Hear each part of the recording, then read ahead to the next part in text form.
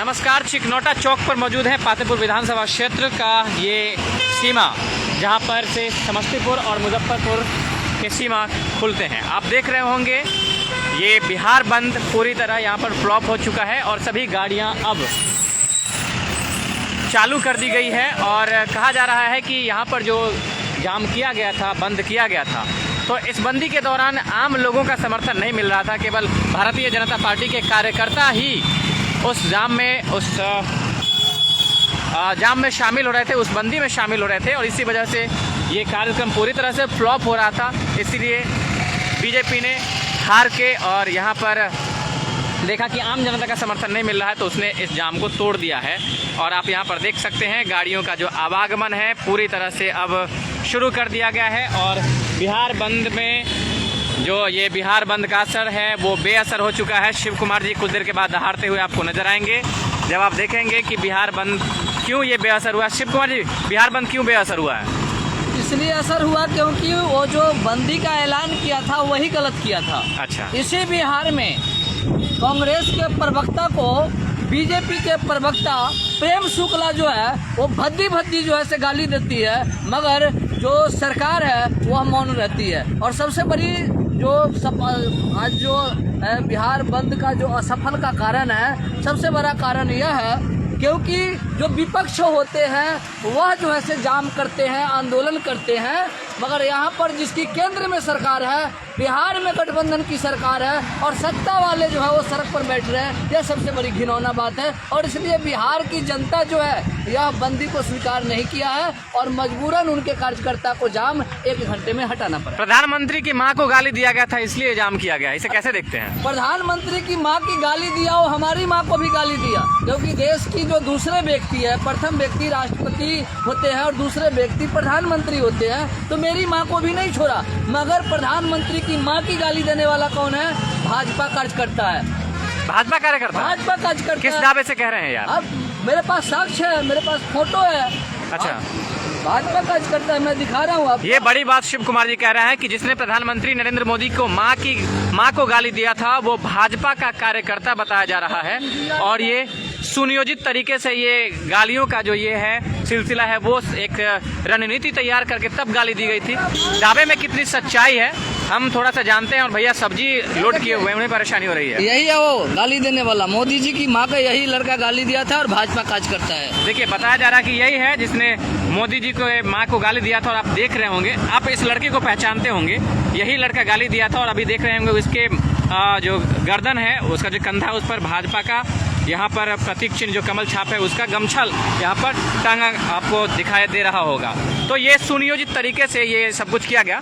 लेकिन सबसे बड़ी बात यह है कि अगर उसने गाली दिया तो प्रधानमंत्री की मां को गाली देने के साथ देश को गाली दिया ही, लेकिन उस पर कार्रवाई भी हुई और कार्रवाई होने के बाद तब ये जाम किया गया है। इसे कितना सही मानते हैं आप? इससे यह है कि बिहार की जनता को जो प्रताड़ना किया जाए, बिहार को जनता को अस्त व्यस्त किया जाए, बिहार को जनता की एक दूसरे जगह जाने में और आने में, खासतौर कर बिहार में मजदूर क्लास के लोग हैं। मैं अभी चिकनौटा चौक पर हूँ। इस आस पड़ोस के लोग जो है वो समस्तीपुर और मुजफ्फरपुर में जाकर अपना मजदूरी करते हैं, परिवार को भरण पोषण करते हैं। वह कहीं ना कहीं डिस्टर्ब हो जाए, एक दिन उनकी मजदूरी ना हो, उनके परिवार में जो है गरीबी आ जाए, इसके कारण से सारी जाम किया गया था और जाम असफल हुआ।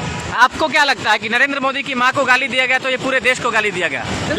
लेकिन जिस समय सोनिया गांधी को ये कहा गया था कि वो जर्सी गाय है, जब नरेंद्र मोदी के किसी बीजेपी के कार्यकर्ता ने कहा था कि वो जर्सी गाय है, तो क्या उस समय देश का अपमान नहीं हुआ था? बिल्कुल हुआ था। हमारे देश में चाहे वो कोई भी गरीब हो, गरीब से गरीब की किसी गरीब की माँ है, अगर उसके बारे में भी अपशब्द बोला जा रहा है तो अभी मेरे देश के लिए जो है से कहीं ना कहीं अपमान है, एक नागरिक के लिए भी अपमान है। राबड़ी देवी को जो बीजेपी के सचेतक है विधानसभा में, उनको गाली देते हैं, क्या उस समय बिहार का अपमान नहीं होता? बिल्कुल बिल्कुल अपमान तो है ही। हमारे देश में कोई एक भी महिला को अगर अपमान जनक अगर बातें कहा जाता है तो वह जो है से कहीं ना कहीं इस देश की अपमान है, एक जनता की अपमान। मणिपुर में महिलाओं को निर्वस्त्र करके घुमाया गया था, क्या उस समय मां का अपमान नहीं हुआ था? बिल्कुल वो भी अपमान है, मगर ये सारे अपमान भाजपा के लोगों को नहीं दिखेगा। इसलिए नहीं दिखेगा क्योंकि उनका जो देखने का नजरिया है वो दूसरा है। उनका देखने का नजरिया है धर्म है उनका देखने का नजरिया जाति है, उनका देखने का नजरिया कहीं न कहीं हिंदू मुसलमान है। और सिर्फ अपमान करने की बात जब आती है तो बीजेपी के कार्यकर्ता और बीजेपी के लोग ही इसमें क्यों दिखाई देते हैं? इसलिए दिखाई देते हैं क्योंकि वो आरएसएस के कैडर होते हैं, उनको वही चीज बताया जाता है। जिस तरह आप पिंजरे में तोता रखकर उसको जो आप सिखाएंगे वही तोता बोलेगा, तो बीजेपी के कार्यकर्ता जो होते हैं वो पिंजरे के तोता होते हैं, पार्टी के तोता होते हैं। नीतीश कुमार के डीएनए पर भी सवाल उठाया गया था और दिवंगत सुशील कुमार मोदी ने कहा था कि डीएनए नीतीश कुमार का ही खराब है, उनके खून पर सवाल उठाया गया था।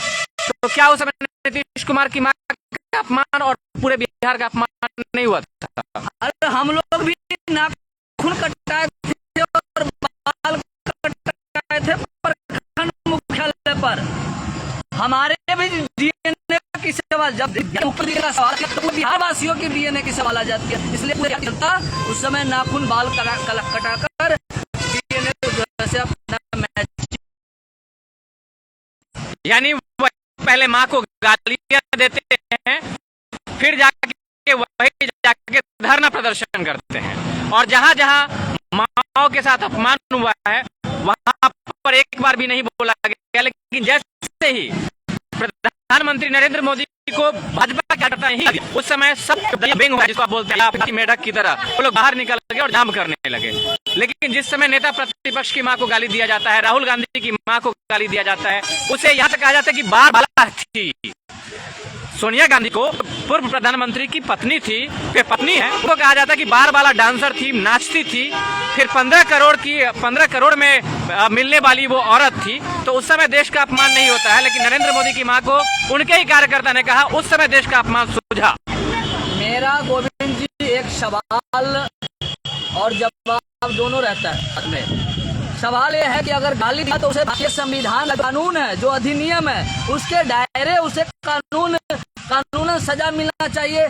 अगर कानूनन सजा मिला है तो फिर आपकी सत्ता है, आपकी सरकार है, आपको सड़क पर उतरने की क्या जरूरत है? कहीं ना कहीं आप सड़क पर उतर रहे हैं, तो ये बिहार की जनता को दर्शाते हैं कि मेरा सरकार और मेरा सत्ता जो है वो पावरफुल नहीं है। क्योंकि जो है जो भारतीय संविधान और कानून को जो फॉलो करना चाहिए, जो मानना चाहिए, वो कहीं ना कहीं भारतीय जनता पार्टी के लोग नहीं मानते हैं। सत्ता और शासन के बदौलत अगर गाली देने वालों को सजा मिलना चाहिए, ये बिहार की जनता को डिस्टर्ब नहीं करना चाहिए। बिहार की अभी जिस चिकनौटे चौक पर हम हैं, यहाँ से तकरीबन 2 वीडियो हम लोगों को भेजा गया कि चिकनौटा चौक पर एम्बुलेंस को बाधाएं डाला जा रहा है। एम्बुलेंस में पेशेंट है, उसे जो है काफ़ी जो सीरियस पेशेंट था, मगर उसे जाने नहीं दिया जा रहा था। 10-10 मिनट 20-20 मिनट वो लाइने में एम्बुलेंस खड़ा है। तो हम किस बिहार में जी रहे हैं और किस कल्पना में जी रहे हैं कि एक एम्बुलेंस के लिए स्वतंत्र होते हैं, जो एम्बुलेंस की रास्ता जैसे हर संभव खाली रहता है। मगर यहाँ पर आज की जो जाम हुआ, हालांकि